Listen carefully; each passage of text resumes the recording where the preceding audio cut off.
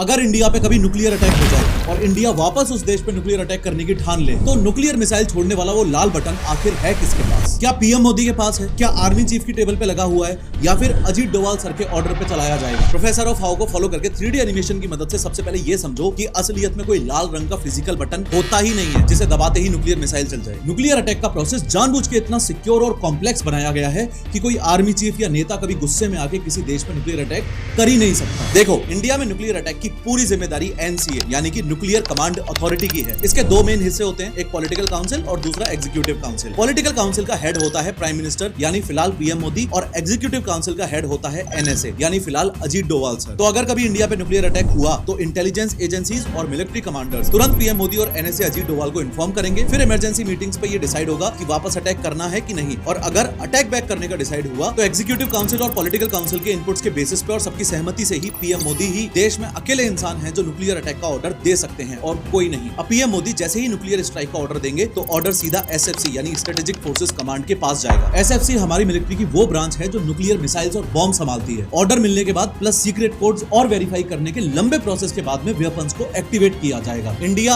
आज के दिन लैंड, एयर और सी तीनों ही डोमेन से न्यूक्लियर अटैक करने की ताकत रखता है। सी में हमारे पास आईएनएस अरिहंत है, एयर में हमारे पास मिराज 2000 है और लैंड में हमारे पास कलाम सर की नींव पे डीआरडीओ के साइंटिस्ट ने बनाई हुई अग्नि 5 है।